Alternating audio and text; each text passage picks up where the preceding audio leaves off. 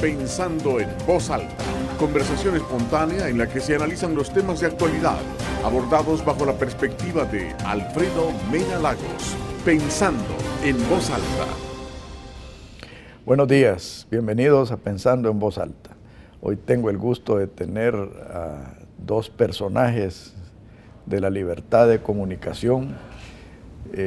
Max Mojica, él es editorialista, aparte de ser un excelente abogado tributario, y don Jorge Tovar, que se ha destacado por su participación en los blogs, que cada día se vuelve más esencial en el desarrollo político y social de las naciones.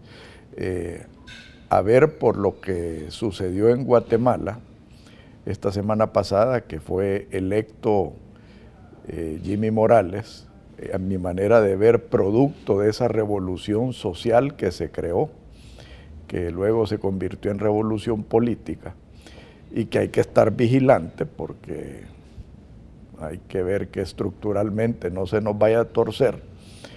Pero es importantísimo la Contraloría Social. Así que ese es el tema que tenemos hoy. Bienvenidos. Gracias, Alfredo. Bienvenido, Jorge. Gracias, Alfredo. Esta revolución creo que comienza con el rompimiento de las estructuras monopólicas que en la historia han habido en estas sociedades. Yo recuerdo el pseudo monopolio de la televisión salvadoreña, que fue de las, creo yo, de las pocas cosas que hizo buenas Napoleón Duarte, que fue romper ese monopolio que había en la televisión salvadoreña, y que luego y paulatinamente se convirtió en un foro de debate de ideas, que es lo que tenemos ahora. Bueno, este programa es producto de esto. Y luego la revolución tecnológica en cuanto a comunicaciones, el Internet. Así que me gustaría, Max, que iniciaras tu análisis con ese inicio. Sí. Bueno, Alfredo, la situación es que tú acabas de tomar o expresar un detalle, un resabio histórico, digámoslo así. O sea, cuando las comunicaciones estaban en control de dos grandes grupos de poder, unos eran unos oligopolios económicos, digamos, instrumentos, por así decirlo, del poder económico de turno, y los otros eran instrumentos del Estado. ¿Dónde podías ver estos grandes bloques? Pues los podías ver en Occidente, digamos, en las democracias. Las concentraciones del poder informático estaban en manos de los grandes propietarios de medios de comunicación, llámesele televisión, radio y los periódicos. Versus en el bloque comunista, y todavía tenemos, por ejemplo, el resabio de Cuba, donde solo hay un periódico, tenemos, por ejemplo, Corea del Norte, donde no hay ni siquiera internet. Entonces, ahí te das cuenta de que el Estado totalitarista necesitaba el control de la comunicación para poder sobrevivir. Y por otro lado, los estados democráticos, digamos, de corte capitalista, lo cual también en sí mismo encierra una ideología, también tenían el control de la opinión pública, ¿verdad? Ahora, eso poco a poco, a sangre, sudor y lágrimas, y sobre todo con el despunte tecnológico que brindó el Internet, ha ido evolucionando. Ahora que estemos pensando de que un bloque tiene, digamos, un gobierno tiene control de la comunicación, es bien difícil. Voy a traer a colación el ejemplo de China. En China, el Estado ha tenido encontrones serios con entidades como Google, como Amazon, para efecto de controlar y editar, digamos, el contenido de las comunicaciones. China es el último ejemplo de un último estertor de parte de los estados para poder tener control sobre algo que es ahora conceptualizado como un derecho humano, que es el derecho a la comunicación. Y poco a poco pues se ha ido trasladando el poder de comunicar de parte de los grandes medios, de parte de los periodistas de profesión, hacia el periodista, llamémoslo así, periodista voluntario ciudadano de la calle, que está viendo un asalto en Apopa y lo tuitea. o tiene conocimiento de una situación anómala dentro del Estado y lo postea en Facebook, ¿verdad? Entonces, para el Estado, yo comprendo que debe ser un tanto incómodo, ¿verdad?, tener 6 millones de auditores, ¿no? Y tal vez en El Salvador no estemos hablando de 6 millones porque se concentran en las áreas urbanas, pero, digamos, la cantidad de personas que tienen sus ojos puestos en el Estado rompe cualquier esquema monopólico o de control de la información.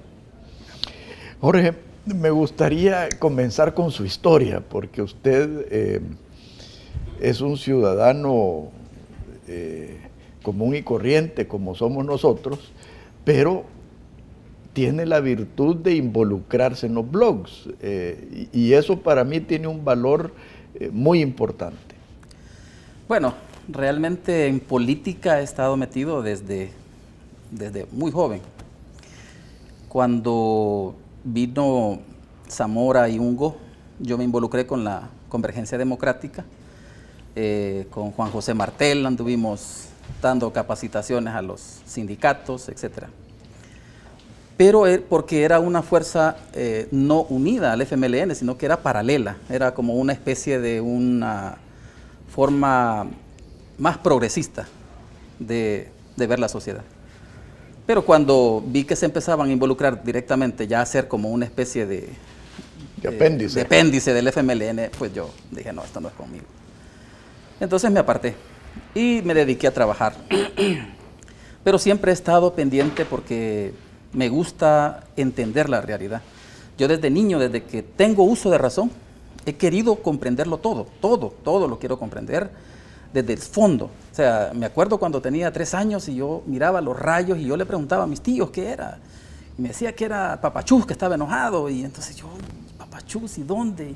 Y esas cosas que son, ¿y por qué? ¿Y por qué? ¿Y por qué? Y era curioso y curioso y curioso. Por eso en mi cuenta de Twitter, Conocimiente, pongo ahí buscador de la verdad. Y espero nunca creer que la encontré. Porque la verdad... Es que nunca la va a encontrar. No, es que espero nunca encontrarla, porque la verdad es como una estrella, pues, que nos guía hacia dónde tenemos que ir. Pero nunca llegamos a la estrella, solamente nos guía. Ese es un buen tuit, ese es un buen tuit. No, y mire, le voy a decir, y perdón que lo interrumpa, mi papá me crió a base de dichos. Él decía que los dichos eran la sabiduría milenaria de los pueblos entregada de generación en generación. Y uno de los dichos que siempre me atornilló en la cabeza es que en la vida hay 3 verdades: la de la parte, la de la contraparte y la verdadera verdad. Sí, es correcto. Por eso digo yo, espero nunca creer que la encontré, porque el día que diga que ya la encontré, entonces yo ya dejo de existir, porque dejo de ser buscador de la verdad. Y cerras tu cuenta de Twitter. Y cierro mi cuenta de Twitter. Y pierde El Salvador. Entonces, por eso, pero como para comprender la verdad, yo entendí que es necesario manejar los conceptos, las definiciones, los significados, porque si uno no maneja significados, conceptos básicos, elementales, definiciones, uno no puede interpretar la realidad. Por ejemplo, aquí se habla de izquierda y se habla de derecha. Todo el mundo habla de izquierdas y derechas. Todo el mundo habla de amor, todo el mundo habla de odio, todo el mundo habla de democracia, de libertad, pero nunca nadie la define. ¿Qué es? En una ocasión, en Twitter, tuvimos un pequeño debate con el famosísimo Marco Rodríguez, y él mencionaba izquierda y que mencionaba derecha, y mencionaba izquierda y mencionaba derecha, y le digo, tanto que menciona izquierda y derecha, defíname qué es izquierda, usted es de izquierda, defíname qué es izquierda, defínamelo. No pudo, o sea, me dijo, es que eso es bien difícil definirlo. Yo le digo, en 140 caracteres no se define. ¿Qué le digo yo? En 100 se la defino si quiere, pero defínamelo usted, quiero escuchar, quiero leerlo de su... Quiero leer su verdad. Quiero leer su verdad, quiero leer su definición, pues. No pudo. Entonces, aquí todos los políticos hablan de cualquier cosa, pero no definen nada. Por ejemplo, estamos hablando, el tema ahora es la libertad de expresión, pero ¿qué es libertad? Habríamos que definir qué es libertad.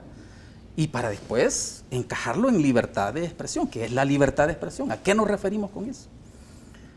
Entonces, por eso mi cuenta se llama Conceptos de Libertad. Soy amante de la libertad, Pero no puedo decir que soy amante de la libertad, y si alguien me pregunta qué es libertad, yo digo, bueno, no sé, yo soy amante de la libertad, pero no sé qué es. O sea, es ridículo, pues. O sea, debo manejar conceptos, definiciones, significados básicos para poder articular una verdad, para poder articular e interpretar una realidad. Entonces, y conocimiento, porque soy amante del conocimiento, quiero conocerlo todo, quiero interpretarlo todo, quiero saberlo todo. Y la simiente, pues, es la raíz, es la semilla del conocimiento que termina en libertad. Por eso es. Ahora, es curioso cómo el ser humano termina a donde termina. O sea, tú eres un abogado tributario excelente. Gracias. Y sin embargo veo que tu afición es el incidir editorialmente en la política, en los destinos del país, cosa que para mí también es valiosísimo. Es que lo que sucede, Alfredo, es que yo creo que todos nosotros, o sea, todo ser humano, incluyendo por supuesto los televidentes, tú que tienes este programa que en más de alguna ocasión fuera de cámara hemos conversado donde nació la idea y todo el tema, que es tu aporte a la sociedad, el aporte que hace Jorge por medio de su cuenta de Twitter. El tema aquí es el hecho de que uno como ser humano debe de ubicarse en algo, ¿verdad? Debe de ubicarse en cuál es lo que uno puede aportar, en otras palabras, cuál es tu trinchera. Entonces, yo creo que pues todos tenemos facultades que Dios nos ha dado, facultades que uno ha permitido pues que florezcan en uno, pero al final del día venían dentro de tu ADN, dentro de tu esquema, dentro de tu chip, como lo quieras llamar. Entonces el asunto es de que mi proyección ha sido estrictamente tratar de trasladar mis ideas, mi conocimiento a través de editoriales que pues salen en el diario de hoy y a través de mi cuenta de Twitter.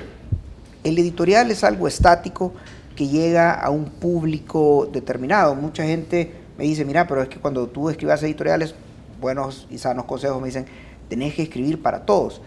Y eso no es cierto, porque el editorial no está conceptualizado para todos, sino que el editorial está conceptualizado para un cierto nivel de personas, de cierto corte intelectual, partiendo del punto... Y cierto interés. Y cierto interés, porque partiendo del punto de que hay muchas personas, y aquí pues voy a hacer nada más el comentario sin intentar ser ni discriminativo ni peyorativo, pero hay muchas personas que simplemente no leen. O sea, no leen, no les gusta leer, no les gusta leer nada, ni les gusta, solo leen los encabezados de los periódicos, no profundizan. Entonces, es un grupo bastante pequeño de personas que permiten ser forjadas a nivel de opinión o que les interesa a nivel de debate incluso, ¿no? Entonces, mis editoriales están dirigidos para ese segmento que genera opinión, porque las personas que lean editoriales los asimilan y son unos transmisores de la verdad. Por supuesto que no quiero, con lo que acabo de decir, pretender que mis editoriales son la verdad, es mi opinión, ¿no? Es tu verdad. Exacto, la forma en que yo veo la verdad, ¿no?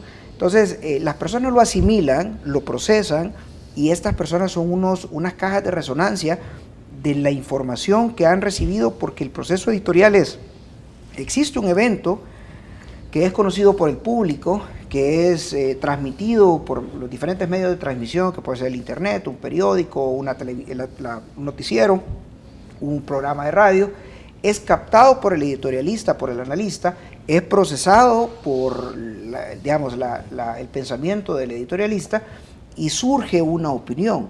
Esa opinión es la opinión de la persona que se traslada a los diferentes lectores, los cuales la pueden capitalizar, rechazar, transformar, pero al final del día... O modificar. Y al final del día se recibe. Y estas personas que leen los editoriales son personas que tienen cierto perfil. ¿Perfil de qué? Posteriormente están en un café, o en una situación de debate, o en una situación profesional, y trasladan esos mensajes. Entonces el editorial está enfocado para estas personas. Contrario censo, el Twitter no está enfocado para estas personas. Twitter son 140 caracteres que tú tienes que pensar mucho y lo disparas. Esto parece como que tú tiraras una bengala en la noche, ¿verdad? O sea, no sabes quién la va a ver, no sabes quién la va a retuitear, no sabes quién te va a contestar, no sabes quién te va a insultar, porque también hay de todo, ¿verdad? Entonces... Y el efecto es corto. Y el Twitter se va. porque es como una bengala, o sea, dura, quizás en la web dura 30 segundos, en lo que queda enterrado en los otros miles de millones de twitters que la gente dispara.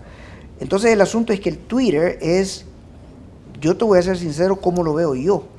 Es como una catarsis para liberar información que está en tu cerebro, en tu mente, en tu alma, y la tiras, porque si no la tiras, te ahogas.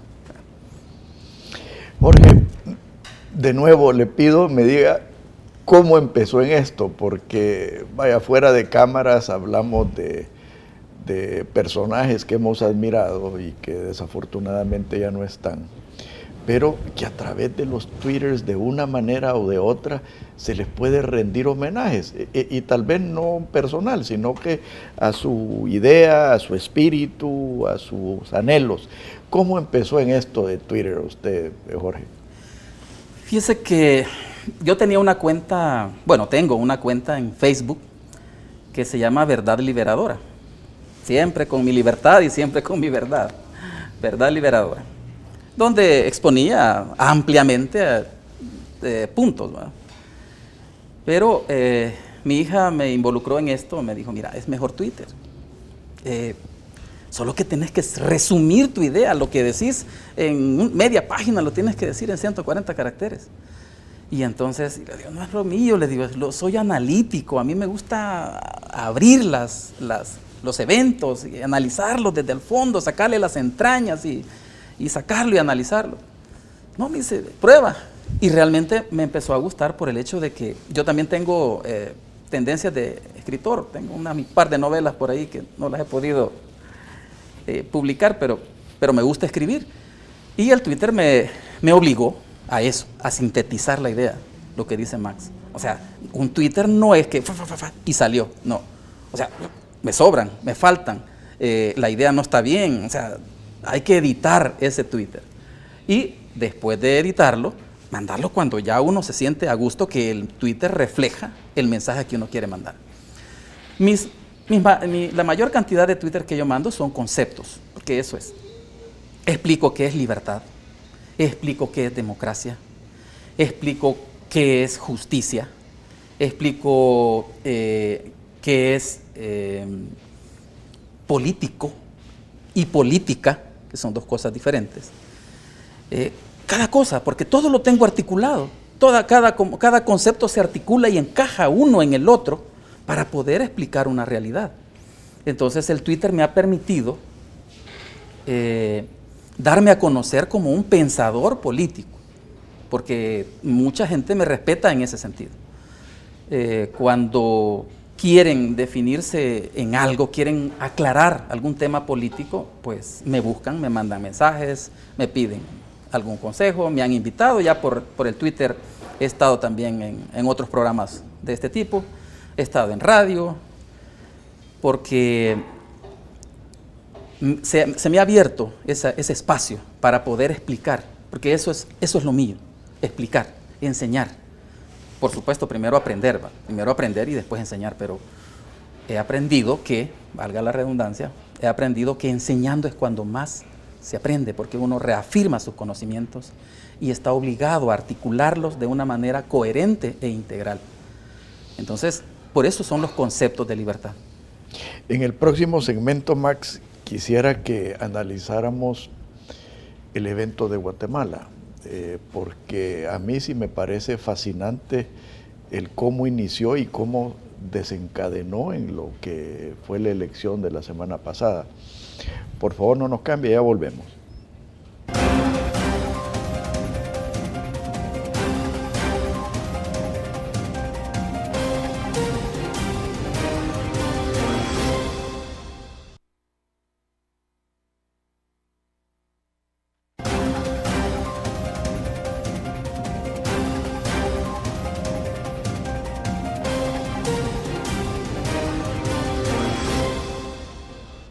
Max, como te decía, la revolución en la comunicación creo yo que nos llevó a la primavera del Medio Oriente, que no sé si ha tenido el mejor, el mejor resultado, pero por lo menos, pero en Guatemala a mí me pareció fascinante lo que sucedió.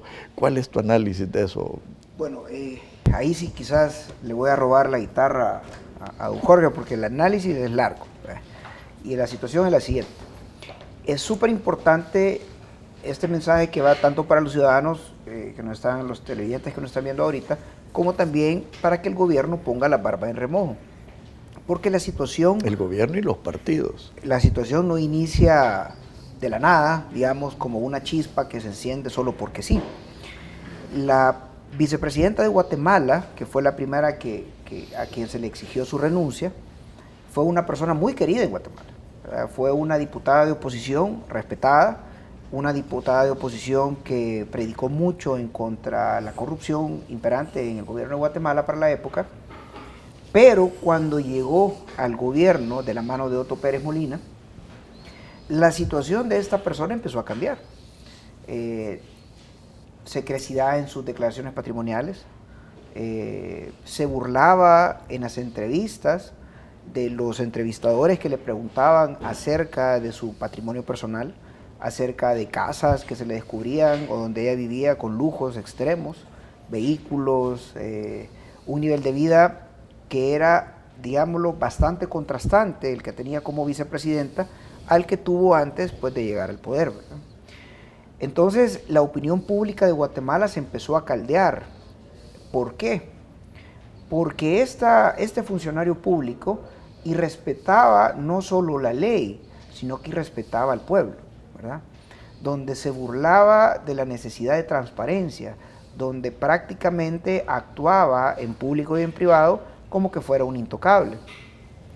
Esto empezó a generar una situación dentro de las clases urbanas, porque también es importante analizar que la revolución guatemalteca, como se le ha llamado, es una revolución 2.0, ¿verdad? Una revolución que genera la opinión pública a través del Internet, donde en Facebook y en las redes sociales se empieza a expresar una situación de desconformidad con la forma en que la política guatemalteca estaba siendo conducida. Esta es una situación urbana, como la llamó un español donde estábamos analizando la situación guatemalteca, una revolución ladina, ¿verdad? Los indígenas tenían una marginal participación, sí y solo sí, el indígena había salido del campo y se había incorporado al segmento profesional, proletario, obrero, dentro de las ciudades, ¿verdad? El indígena de la periferia de Guatemala, esto pasó por alto, ¿no? Entonces, la situación se da en que de las redes sociales empezó a saltar la chispa a las calles, pero también es importante analizarlo. La revolución 2.0 tuvo 3 picos. El primer pico fue la exigencia de la renuncia de la vicepresidenta de Guatemala a raíz del escándalo de la línea. La gente se volcó no porque querían la paz, no porque querían seguridad, no porque querían 50 cosas, querían una sola cosa, que era la renuncia de la vicepresidenta. Luego, una vez que eso se logró, las manifestaciones sociales se fueron para abajo. Siempre había, pero de llegar a tener 30,000 personas marchando, llegaron a tener 2,000 personas marchando. ¿Por qué? Porque el participante en las marchas, el ciudadano comprometido, se compromete con algo, voy a ocupar un término, que le hace clic. Tangible. Y que decís, a mí me parece, yo quiero participar, me parece que la vicepresidenta es corrupta, yo quiero salir a la calle a que renuncie. De repente las demás marchas tenían como propósito atacar la recaudación fiscal o la corrupción en general o la paz. Entonces ya las personas ya no se sienten con ese nivel de compromiso. Entonces ese es el primer mensaje que nos manda, que las masas, digamos, los ciudadanos comprometidos que les interesa, se comprometen con un mensaje, con un propósito. Entonces no se están comprometiendo con un líder, ni se están comprometiendo con un partido político, ni se están comprometiendo con una ideología. Eso contradice a muchos discursos del partido oficial y de los troles a su servicio, que yo creo que es otro tema que tendríamos que hablar aquí de los troles, porque dicen, es que las marchas que se organizan en El Salvador están siendo controladas por la oligarquía. o sea, están siendo controladas por Arena. Y la realidad es que eso no es cierto. O sea, nosotros que hemos marchado, nosotros que hemos apoyado, yo les puedo decir, a nosotros no nos controla nadie. Y si queremos, vamos. Y si no queremos, no vamos. Porque la situación es esa. La característica principal de la Revolución 2.0 es que el ciudadano va cuando le parece apropiado ir. Aquí nadie manda. Aquí no hay líderes identificables, no hay títeres de nadie, la gente participa porque quiere. Entonces las marchas en Guatemala tocaron su pico con la institución de la vicepresidenta, empezaron a bajar cuando ya no eran tan atractivas a nivel de mensaje y de propósito, y volvieron a tener otro pico cuando los escándalos de corrupción salpicaron al mismo presidente Otto Pérez Molina, que al principio no había sido tocado. Cuando el público se da cuenta de que el presidente fue tocado, faltaban 2 meses para que él entregara la presidencia, la gente salió otra vez a las calles a pedir otra vez alrededor de un solo propósito. ¿Cuál es el propósito? La renuncia del presidente. Entonces los 2 picos que hubo en Guatemala, porque ahorita no es que Guatemala permanezca parada porque la gente estaba permanentemente en las calles, los 2 picos que hubo en Guatemala fue precisamente cuando la ciudadanía se construye, se une acerca de un propósito que le hace clic, que se conecta con su idea, con sus convencimientos, con su visión. Entonces yo digo, yo quiero apoyar, ¿verdad? Eso, creo yo, ha sido uno de los factores que no ha tenido éxito, que no ha generado el éxito debido de las marchas organizadas en El Salvador. Si yo te pregunto, ¿cuál es el propósito de la marcha que se reunió en los redondeles Beethoven el 5 de septiembre? El propósito era pedir seguridad, ¿verdad? Y tú viste que la gente se reunió de esa marcha, ha sido de las más grandes convocatorias, alrededor de 2.500 personas en El Salvador. Cosa que, eso es nuevo, ¿verdad? Porque no hay personas repartiendo pan con pollo, no hay buses gratis, no hay gente que viene del interior a pasear, no dieron camisetas, ¿verdad? Pero las demás marchas que se han organizado han tenido muy poca convocatoria. ¿Por qué? Porque cuando tú preguntas, ¿y esas marchas qué quieren? Simplemente no puedes explicar adecuadamente entre una mixtura de combate a la corrupción, con que ya no hay más muertes. Entonces, si en El Salvador no se logra conectar el mensaje con la libertad que hay, entonces no vamos a estar viendo resultados. Ahora bien, no es necesario que todos los salvadoreños salgamos a marchar, ¿verdad? Lo importante de los mensajes a través de las redes sociales es que sí notas que hay un interés genuino de parte de sectores muy amplios de la población en que algo cambie en El Salvador. Y ese algo cambie en El Salvador se llama un combate a la corrupción, dicho de diversas formas, de diversas intensidades, de diversos colores, ¿verdad? Pero todo se centra alrededor del combate a la corrupción. El tercer pico, porque mencionaste 3 picos en Guatemala. Sí, el primero fue la vicepresidenta. El presidente. Lo que pasa es que fueron 3 de la vicepresidenta, porque recordate que el primero fue cuando empezaron las marchas, que se descubrió la línea en el asistente de la presidenta, ¿verdad? Ya. Ahí empezó Monzón. Empezó el ataque contra la vicepresidenta hasta que llegó su renuncia, bajó y otra vez Correcto. siguió con el presidente. La reacción de las cúpulas de poder, o sea, Max mencionó los troles. Tal vez nos puede explicar, para los que a veces navegamos en la ignorancia, cómo operan los troles. O sea, mira, Alfredo, yo creo que también, si me permite, sí, claro, por supuesto, instalar un poco por supuesto. de esto. Mira, en Guatemala hay que ser pragmáticos, hay que ser objetivos. En Guatemala no es que ya se resolvió toda la situación. No, para nada. Para nada. O sea, eso apenas empieza. Para comprender realmente lo que sucedió en Guatemala o lo que está sucediendo en Guatemala y lo que puede suceder aquí, debemos de tener bien claros al menos 3 conceptos. Uno es democracia. El otro es libertad. Y el otro te lo explico después. Sí, pero parafraseando su tesis, hay que definir la democracia. Sí. Y hay que definir la libertad, porque para mí lo que tenemos aquí no es democracia. No, exactamente. Por eso, precisamente. Democracia viene del griego demos kratos, que quiere decir el poder del pueblo, el poder de la ciudadanía. O sea, cuando la ciudadanía asume el poder. La constitución política, la constitución de la República de El Salvador, dice que el poder está en los ciudadanos. Ahí está el poder. Entonces, política, que es el tercer concepto que hay que manejar bien, es ejercer el poder público. O sea, ejercer el poder que toca, que mueve al público, que interesa al público. ¿Y quién tiene el poder? Los ciudadanos. ¿Qué es hacer política entonces? Que los ciudadanos ejerzamos nuestro poder. Eso es hacer política. Los funcionarios, eso lo que deben hacer es obedecer un plan de gobierno, deben obedecer las leyes, los reglamentos, etc. Pero somos los ciudadanos los que ejercemos el poder, porque somos los que lo tenemos, el poder. Entonces política es que la ciudadanía ejerce el poder. Lo que hicieron los guatemaltecos fue política, porque ejercieron su poder. Y lo hicieron de tal manera que le dieron vuelta al gobierno. Esa es una. Democracia es cuando la ciudadanía toma el poder en sí, pero tomar el poder no necesariamente es solo por tomarlo, tiene que tener un sentido. O sea, la ciudadanía debe tener objetivos hacia dónde quiere ir.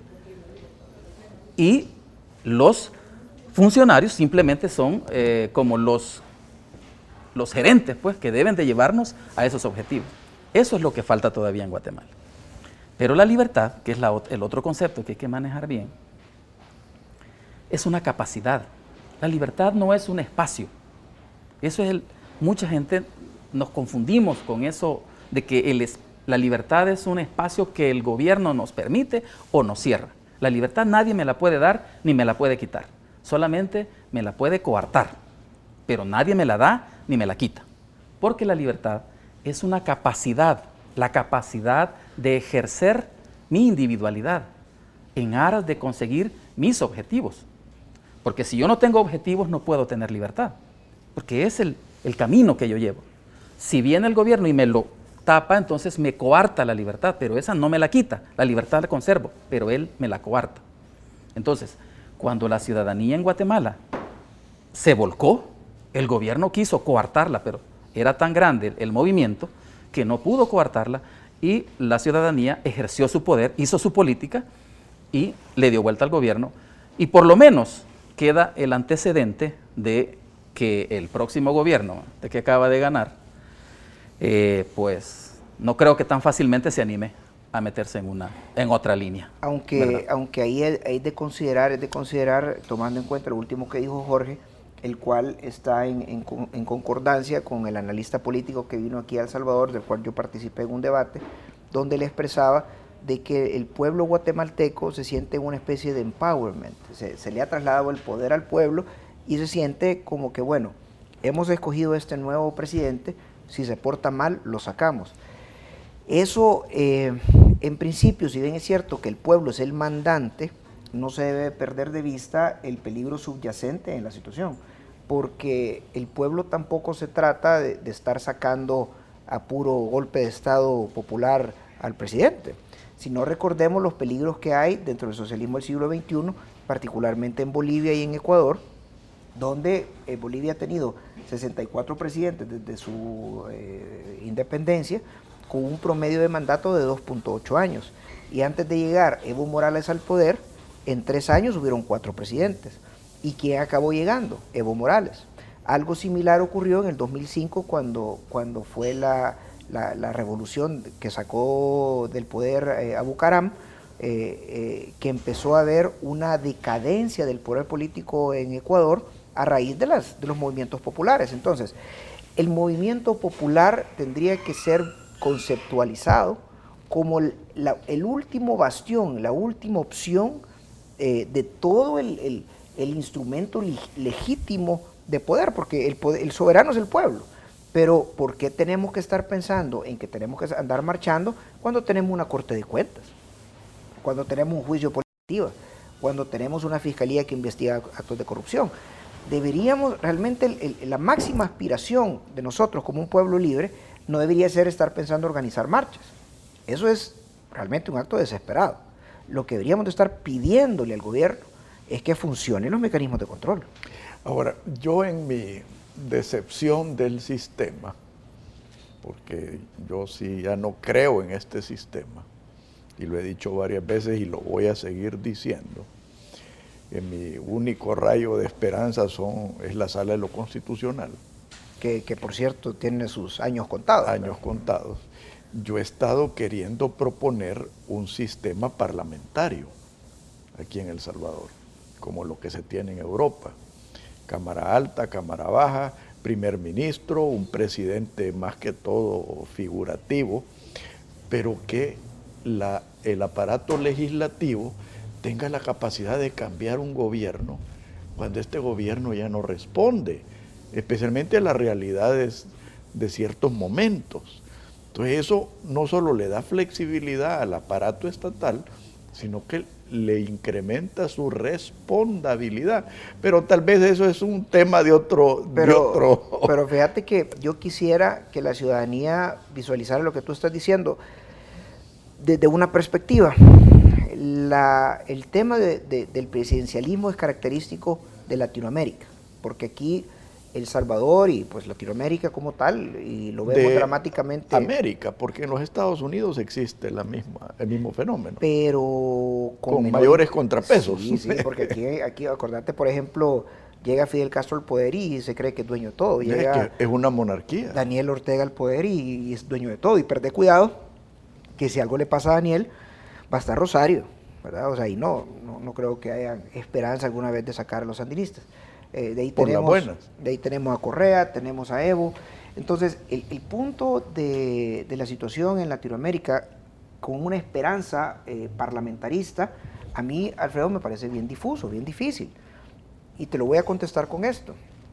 Vino la Universidad de Salamanca, hizo un estudio en El Salvador acerca de la cercanía ideológica de los partidos. Porque si tenés un presidente sirve hasta cierto punto, si querés, de árbitro o de líder que va sacando al país adelante con solo su criterio, que muchas veces es un mal criterio, pero por el fin de cuentas, por lo menos alguien toma decisiones. Pero el problema que tenemos en la Asamblea Legislativa es lo que dice la Universidad de Salamanca. Ellos midieron la distancia ideológica entre los partidos, y tenés a Arena y tenés al FMLN, principales partidos políticos. Si el 10 fuera la extrema derecha y el 0 fuera la extrema izquierda, según Salamanca, entrevistas que se le hizo institucionalmente a los partidos y a los diputados que pertenecen en lo personal, arrojaba de que el FMLN estaba a 1.7 de forma individual y 1.4 de forma partidaria, y Arena estaba entre 8.4 de forma partidaria, 8.4 de forma individual y 8.7 de forma partidaria, cercano al 10, cercano al 0 respectivamente. Si tú ves la gráfica, cosa que no la traje conmigo, pero si tú aprecias la gráfica, la diferencia ideológica entre una extrema y la otra era un abismo. Entonces, el problema de un concepto como el que tú has expresado, Alfredo, es que tal vez funciona en Europa, porque necesita haber negociación y capacidad de acuerdos razonables. Pero aquí en El Salvador, aquí no hay negociaciones. Aquí andas viendo cómo haces para que el diputado se levantó al baño y el suplente vota. ¿Me entendés? Pero aquí no hay negociaciones. Bueno, entonces vamos a ir con mi segunda tesis, que es la democracia autoritaria. Pero bueno, ya vamos a ver eso. Por favor, no nos cambie, ya volvemos.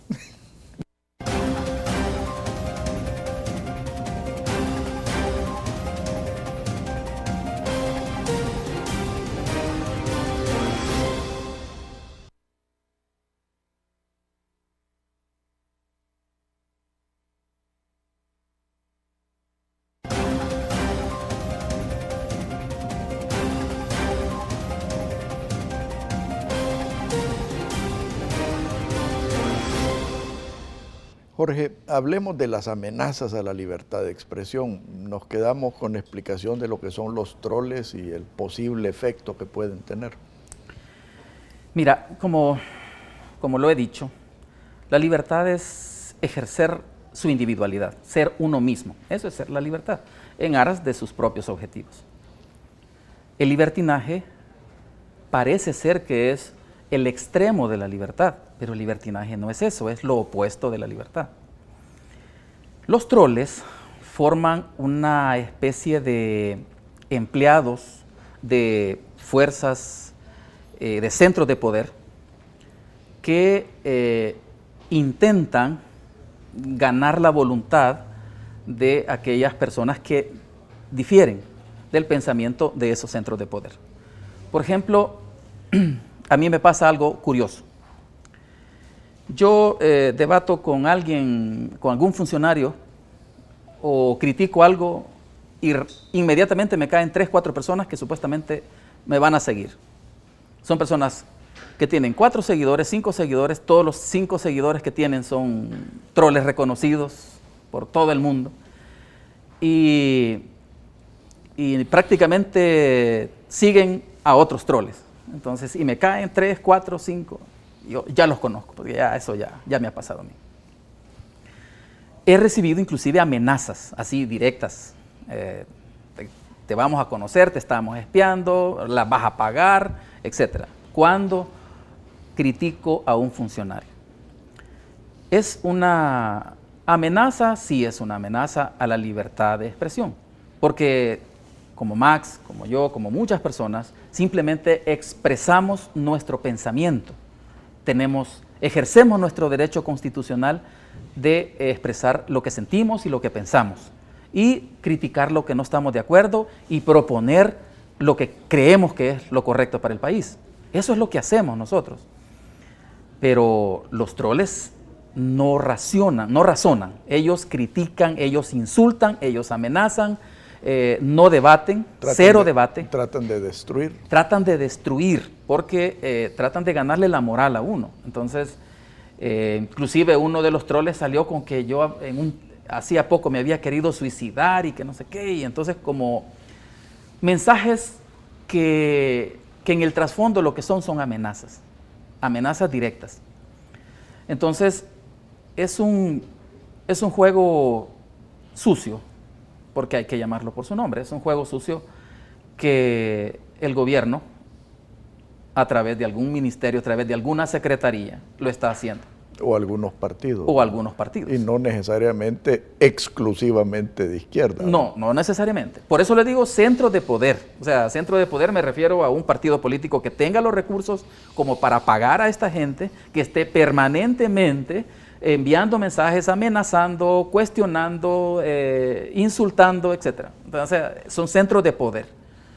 Uno de los centros de poder que es bien reconocido, pues, es el gobierno.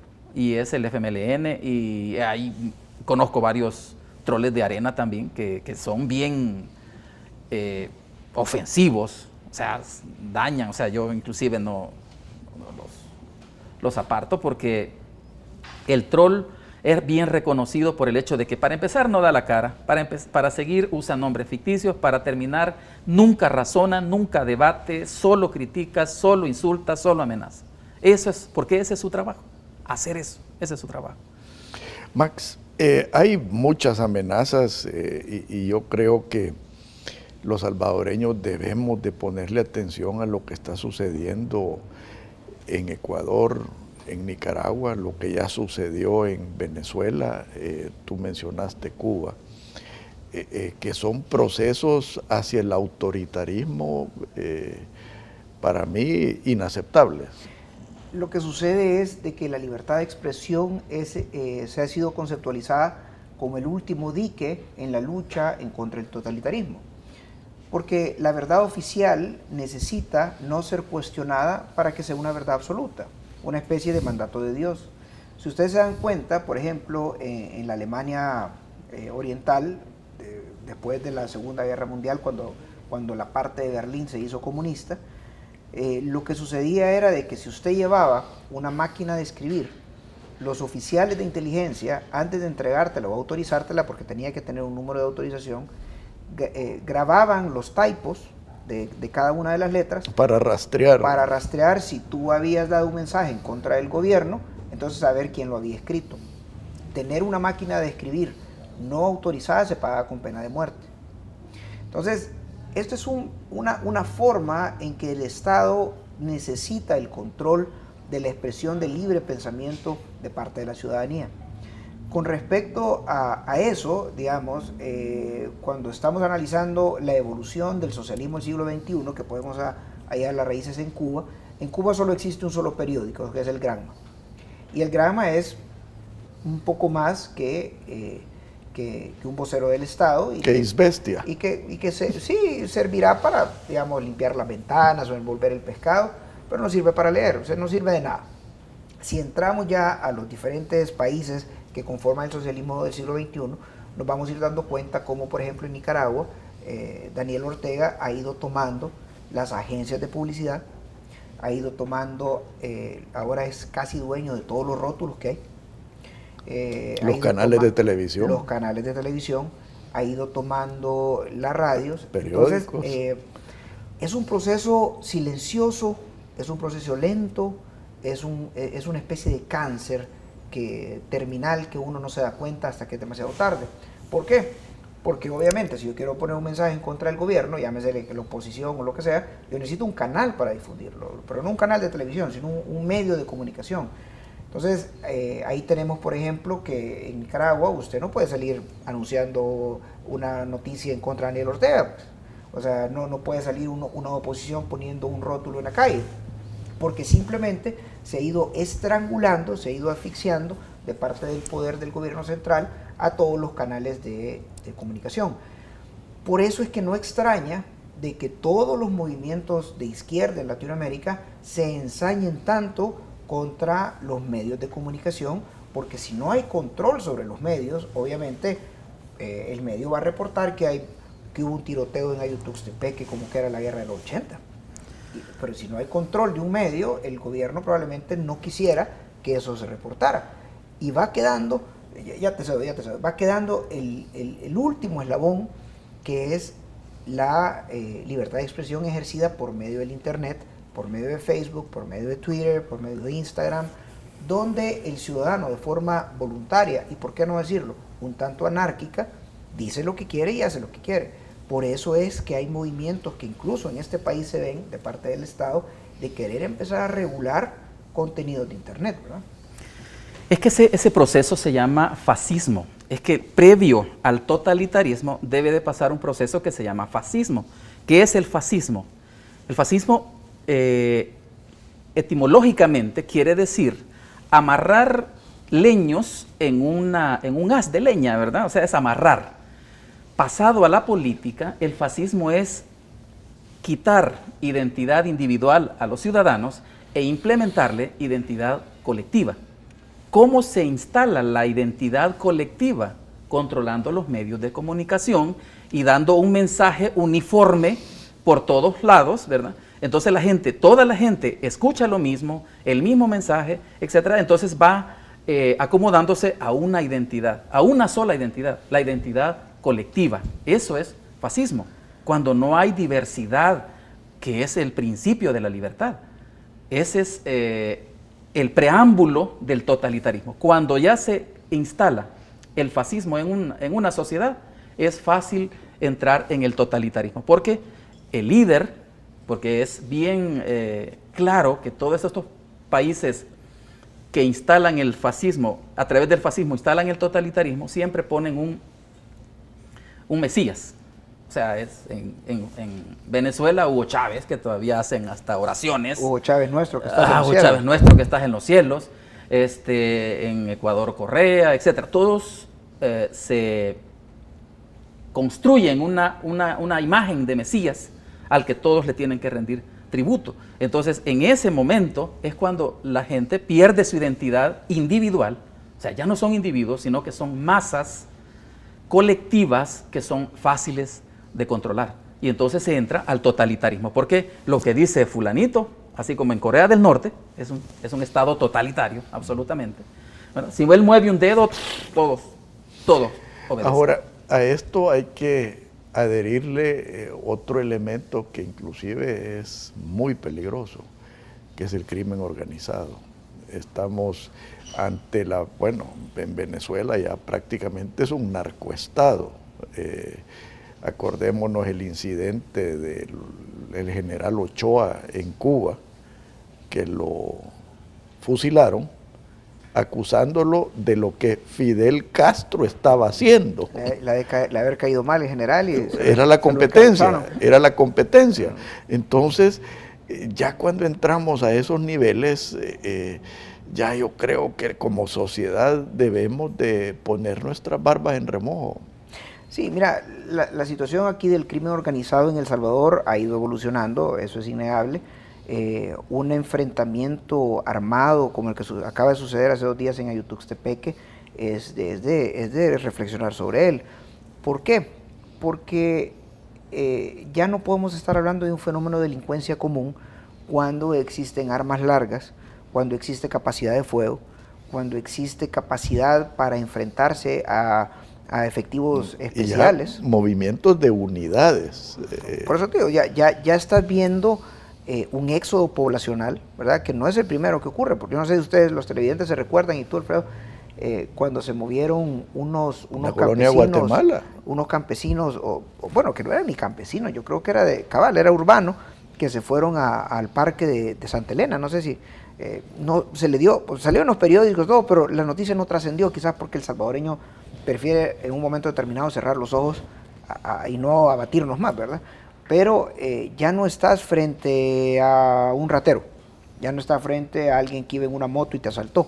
Ahora estás hablando de movimientos estructurados, con mandos definidos, con armas largas, con capacidad de respuesta, con capacidad de fuego, con control territorial. Con un control territorial muy importante. Entonces, el crimen organizado, por razones diferentes al gobierno, porque el crimen organizado no tiene ideología, está también interesado de alguna u otra forma en silenciar la libertad de expresión, ¿verdad? O sea, cada quien por sus razones, porque obviamente pues no quieren que se conozca movimientos, saldos de cuentas, personajes, capos, etcétera, etcétera, cada quien por sus razones, pero convergen en el mismo fin de coartar la libertad. Pero volviendo al caso del totalitarismo y del fascismo, yo creo que el único antídoto para el fascismo es la educación. Pero el problema es que aquí nosotros tenemos mal definida la educación. Aquí creemos que el proceso de enseñanza-aprendizaje es educación, y eso no es educación. Educación es crearle identidad al niño, es construirle, permitirle que se descubra a sí mismo, se descubra quién es, sus límites, sus dones, sus sueños, sus características, etc. Eso es educarlo. Y una autoestima saludable. Porque si un niño no desarrolla una autoestima saludable, se puede decir que está mal educado. Cuando tenemos individuos mal formados, entonces, pero cuando tenemos individuos con identidad clara y definida, entonces tenemos diversidad, porque cada uno de nosotros es totalmente diferente, único e irrepetible en la historia de la humanidad. Entonces, cuando tenemos ciudadanos educados, quiere decir que tenemos diversidad de ciudadanos. En la diversidad está la defensa contra el fascismo y contra el totalitarismo. En la diversidad de pensamiento, en la diversidad de identidad, en la diversidad de sueños, de metas, de objetivos. Ahí está la defensa. Ese es el dique que va a sostener el avance del fascismo, del totalitarismo, llámesele como se le llame, chavismo o como sea. Bueno, yo creo que se nos han quedado demasiados cabos sueltos. Siento que este programa como que no debiera concluir. O sea, sí. hay muchas cosas que yo creo que necesitan profundizarse, así que no será la última vez que discutiremos esto, porque yo sí siento que El Salvador está viviendo momentos muy delicados, que quizás todavía estamos a tiempo de prevenir ciertas cosas sin necesidad de llegar a otras, pero la verdad es que demasiada gente lucrando de esta anarquía, demasiada gente lucrando de esta falta de dirección, de falta de formación, y que puede desencadenar en el suicidio de nuestra mal llamada democracia. Mira, es tan grave la cosa, o sea, para ponerlo en perspectiva, que la falta de educación de los niños es lo que tenemos ahora, son pandilleros. Porque nosotros como seres humanos, por cuestiones evolutivas, necesitamos desarrollar una identidad. Es algo inherente en nosotros, necesitamos desarrollar una identidad. Cuando un niño no recibe una educación adecuada, él busca identidad en algo, o sea, busca sentirse parte de algo. Entonces las pandillas vienen, les ofrecen una identidad, inclusive hasta los marcan, les ofrecen seguridad, les ofrecen comida, les ofrecen protección, etc. Entonces es fácil entrar en esa dinámica. Ahí la necesidad de fortalecer y preservar la familia. Es correcto. Muchas gracias. Gracias, Alfredo. Muchas Muy amable. gracias. Ha sido un gran gusto. Igual. Que Dios los bendiga a todos. Muy buenos días. Esto fue Pensando en Voz Alta, conversación espontánea en la que se analizan los temas de actualidad, abordados bajo la perspectiva de Alfredo Mena Lagos. Pensando en Voz Alta.